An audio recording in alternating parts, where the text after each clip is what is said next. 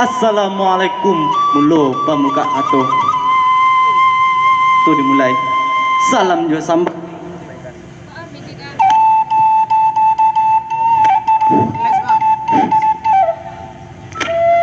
Sarung pun jirak jo tinaman. Samo dirambah keduanya. Bahim pun siak jo pareman. Samo disambah keduanya. Mano sugalo nini aja mama. Ibarat kayu gadang, alim ulama jadi pandai, urang gadang basuh batuah.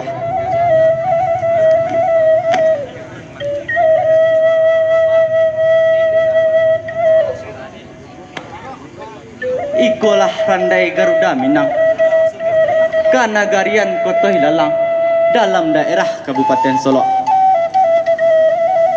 Nanta kaba panglimo gagah, duo judiri serenilam. Sarato bujang makan tu. Banda orang kami bandakan, banda nak lalu kamu aru. Kaba orang kami kabakan, orang berdutuh kami tak satu.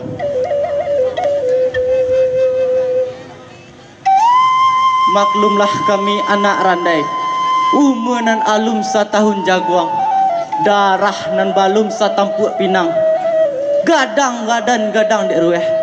Tolong dun sanak samperonokan.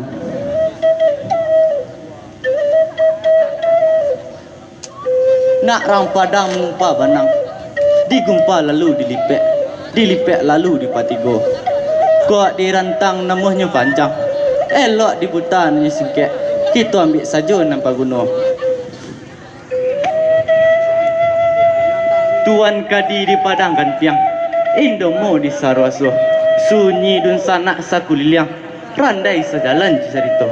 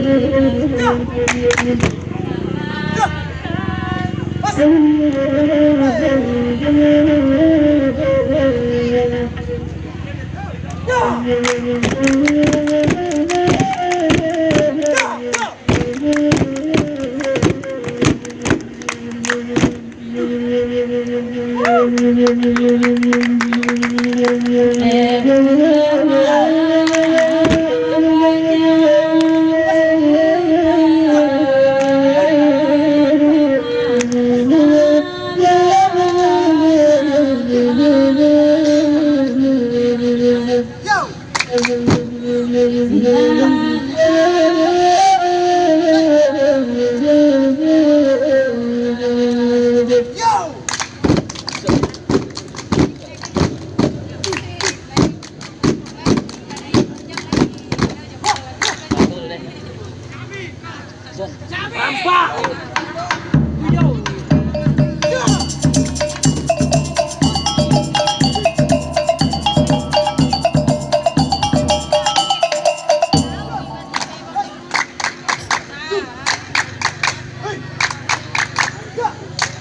nonton, jangan lupa klik tombol subscribe dan aktifkan loncengnya ya sob. Biar sob